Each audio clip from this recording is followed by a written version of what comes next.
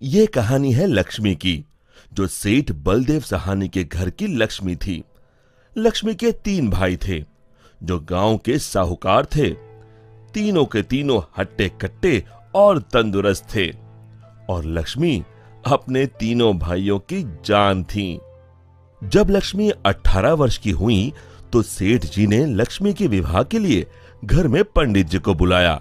यजमान, बेटिया की कुंडली जिस युवक से मिल रही है वो एक बहुत ही साधारण परिवार का है।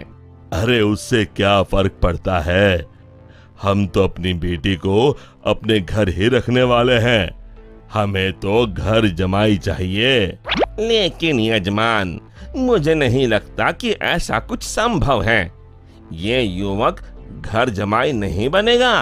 तभी सेठ जी की बेटी सेठ जी के पास आई और उनके कानों में कुछ फुसफुसाई। उसकी बातें सुनकर सेठ जी के चेहरे पर मुस्कान आ गई। ठीक है पंडित जी, आप शादी की बात आगे बढ़ाइए। और फिर कुछ महीनों में लक्ष्मी की शादी एक बहुत ही साधारण युवक विमल से हुई। शुरू में दोनों की अच्छी बन रही थी और विमल की मां सरिता भी बहुत खुश थी। एक दिन सोते वक्त लक्ष्मी ने विमल से बात की। ना इस घर में ढंग का सोफा है, ना गद्देदार पलंग और ना ही टीवी। ए जी, आप मेरे साथ मेरे पापा के घर चलिए ना, वहाँ सब कुछ है। नहीं लक्ष्मी, अब यही तुम्हारा घर है, तुम्हें इसी घर में रहने की आदत डालनी होगी। उस दिन के बाद लक्ष्मी हर छोटी छोटी बातों पे विमल से झगड़ा किया करती। उनके बीच बात इतनी बिगड़ गई कि अब लक्ष्मी कभी बेलन तो कभी बर्तन फेंक फेंक कर विमल को मारती। विमल बेटा, ये क्या है, तुम दोनों ऐसे लड़ क्यों रहे हो? माँ, ये रट लगाए बैठी है कि मैं भी इसके साथ इसके बाप के घर में जाकर रहूं, घर जमाई बनकर।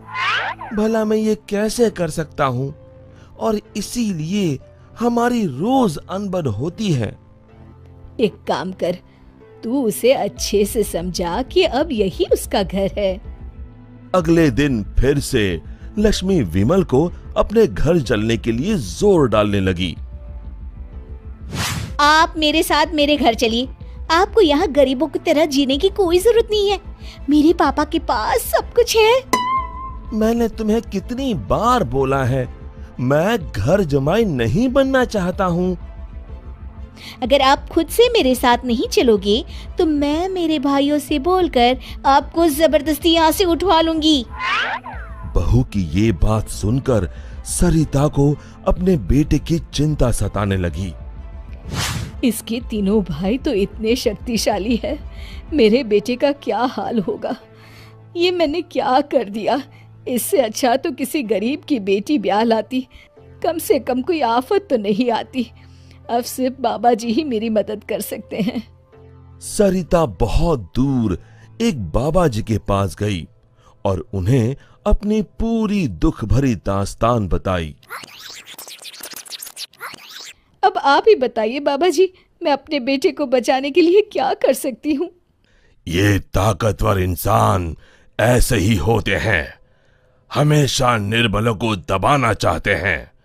अब सिर्फ गुफा में रहने वाली डायन ही तुम्हारी मदद कर सकती है, सिर्फ वही तुम्हें ताकतवर बना सकती है, जिससे तुम अपने बेटे को बचा सकती हो। बाबा जी, मुझे ये डायन कहाँ मिलेगी? वो उत्तरी दिशा में मिलेगी, लेकिन उससे मिलने से तुम्हारे प्राण भी संकट में आ सकते हैं। अपनी बेटी की जान बचाने के लिए मैं कुछ भी कर सकती हूँ। सरिता उत्तरी दिशा में निकल पड़ी और गुफा तक पहुंचते पहुंचते उसे रात हो गई। कोई है यहाँ? क्या आज एक इंसान यहाँ खुद चलकर आया है? वो भी मेरा खाना बनने। मैं आपसे मिलने आई हूँ। मिलने? मुझसे? हाँ। वो भी खुद चल के? बताओ बताओ क्या बात है? सरिता ने डायन को अपनी कहानी सुनाई।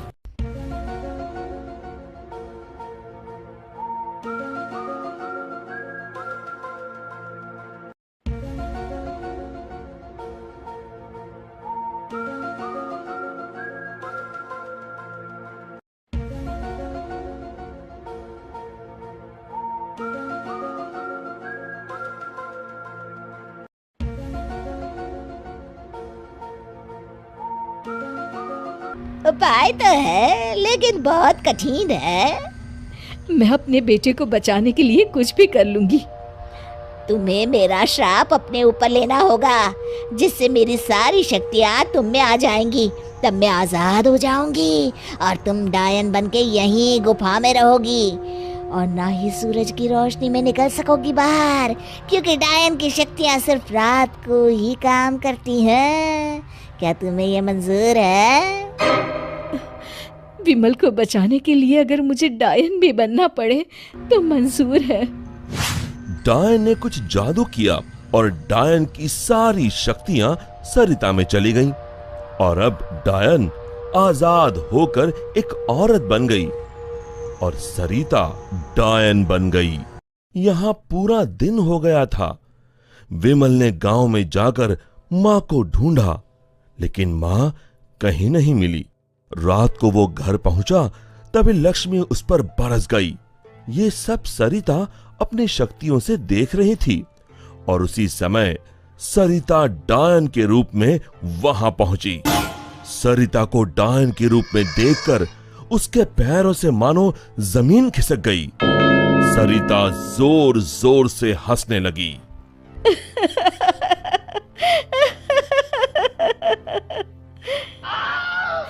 हालतू जलाल तू आई बला को टाल तू, हालतू जलाल तू आई बला को टाल तू, हालतू जलाल तू आई बला को टाल तू, हालतू जलाल तू आई बला को टाल तू, हालतू जलाल तू आई बला को टाल तू। जैसे तैसे रात को लक्ष्मी सो गई और सुबह होते ही अभी अपने भाइयों को बताती हूँ कि आपने मुझे बेलन से मारा। लक्ष्मी दरवाजे से पांव बाहर डाल ही रही थी कि सरिता ने अपने हाथ लंबे कर कर लक्ष्मी के पांव पकड़ लिए। अब तुम इस चौखट के बाहर बिल्कुल नहीं जाओगी। एक बार फिर से लक्ष्मी बेहोश हो गई। अब जब भी लक्ष्मी कुछ बेतुका करने जाती थी, सरिता बीच में आकर अपने बेटे को बचा लेती और बेचारी लक्ष्मी डायन से डरकर घर के कोने में दुबक कर बैठी रहती। हालतू जलाल तू आई बला को टाल तू, हालतू जलाल तू आई बला को टाल तू, हालतू जलाल तू आई बला को टाल तू। विमल दिन रात अपनी माँ को याद करके रोता। तू कहाँ है माँ? कहाँ चली गई मुझे छोड़ के?